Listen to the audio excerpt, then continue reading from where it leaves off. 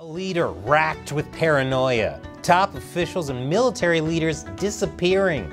What on earth is going on inside China?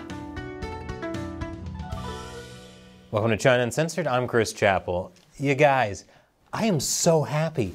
Never before have people been so into political infighting in the Chinese Communist Party. It certainly helped that the former leader, Hu Jintao, was so publicly and unceremoniously hauled away at a major meeting of the Communist Party last year. And as I said, this does my heart good. I've been covering this kind of thing for 11 years. When I started the show, there was a coup attempt against Xi Jinping.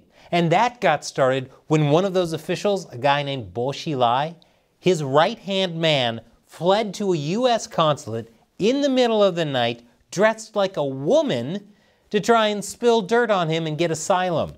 His name was Wang Lijun, and the U.S. did not grant him asylum. They turned him over and he got 15 years.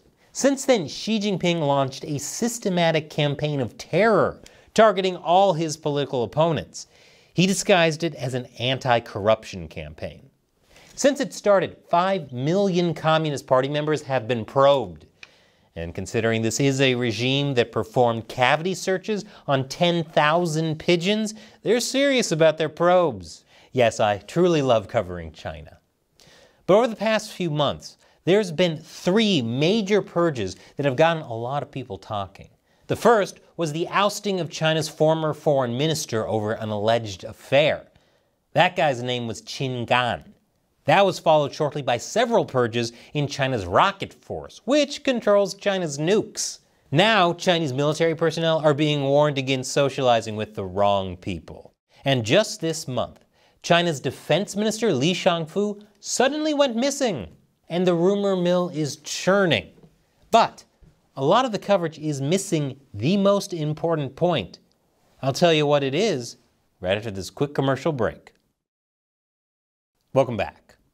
So if we're going to talk about the recent purges and what they really mean for Xi Jinping, we got to launch an episode of the people's favorite communist soap opera, General Hostility.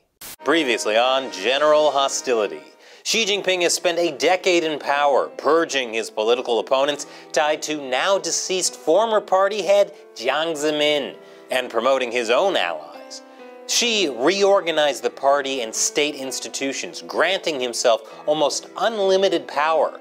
But something has changed in a recent wave of purges, and it could spell the end of Xi Jinping and the Chinese Communist Party. So what is so different about these latest purges? Well, first we got to cover all the rumors that have been flying about them. Rumors are a tricky thing when it comes to the inner workings of the Chinese Communist Party. Sometimes they prove true. Like when Xi purged Zhou Yangkang, China's security czar. He was one of those officials who tried to overthrow Xi. There were rumors Xi was going after him months before there was any official investigation. But other times, rumors are wildly inaccurate, like the idea that China's former premier Li Keqiang was out to get Xi.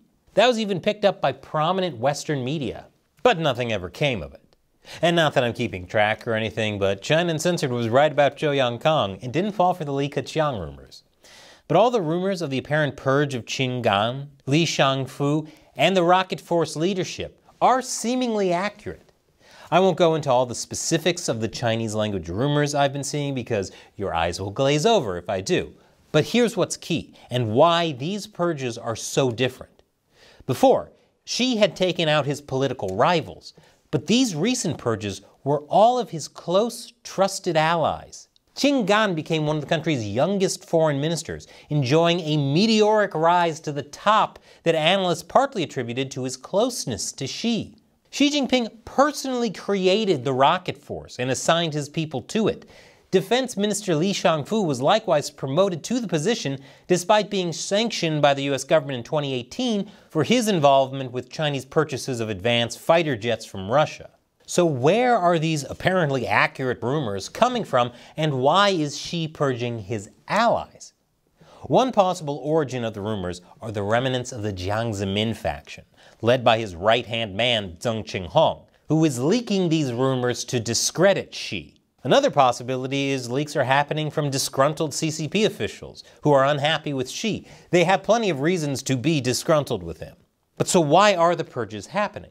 we do have a clue from the rumors of what happened to Ingin, an alleged affair that somehow involved national security violations, according to people familiar with the matter. I mentioned in a previous episode that China Uncensored, a risk consultancy that specializes in elite Chinese politics, suspects Xi's remaining political enemies could be exploiting the Xi leadership's prioritization of national security matters to manipulate the PRC leader into taking out his own allies and ultimately undermining his own interests. And their apparent success at that could have dire consequences for Xi. His rivals could use national security to entrap other Xi allies, even his family members, and that severely undermines Xi's position. After more than 10 years in power, Xi does not have much to show for it. Zero COVID was a disaster. His promise to eliminate poverty was a disaster. The only thing you could remotely say was successful and not just pure propaganda has been his anti-corruption campaign. And if that falls apart because the people closest to him were corrupt, then how does Xi really justify party officials entrusting leadership to him?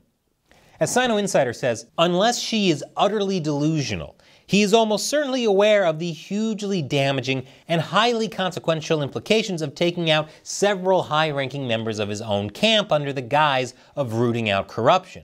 So if he is being pressured by his enemies into taking out his own allies, how might Xi respond? Well, there's been this unwritten rule that Xi will not target the princelings and CCP elders. Those are basically the untouchable elite of the party, people like Zheng Qinghong. Even though Zheng is Xi's enemy, it's in Xi's interest not to target him or people like him, because it would undermine the legitimacy of the Communist Party itself, of which Xi is the head. This is basically his nuclear option. Blow up the entire Chinese Communist Party, which he would only do if that was the only option that would save his skin. So you want to know how general hostility ends? Then we need your support. China Uncensored only exists because of funding from fans like you, who contribute as little as $1 an episode on patreon.com/China Uncensored. I call them the China Uncensored 50-cent army. And as a thank you, I answer their questions at the end of episodes. Today's question comes from Tony Chapkowski. And all the crazies in their military who are frustrated they are not the toughest of the tough, will they break out? That's an excellent question, Tony. There is definitely growing resentment toward Xi in all levels of the party and the military. In fact, one of the reasons I've analyzed that China won't go to war soon is that it would require Xi Jinping to appoint someone as chief of a joint command of all the party's military branches. Whoever that person would be, he would become the most powerful man in China and could stage a coup against Xi. This is one of the reasons Xi spent so much time overhauling the military and purging top generals. This article is from 2017. Xi has already spent a load of time making sure his people were in positions of power within the military. That's again why these most recent purges are strange. He's purging his own allies. But this kind of thing happens in communist systems, which you can learn a lot more about in this video from our other channel, Gamers Unbeaten, how the indie game Cult of the Lamb explains authoritarian communism. Thanks for your question, Tony. And if you want to join Tony in the 50-cent army, click that orange button. Once again, I'm Chris Chappell. See you next time.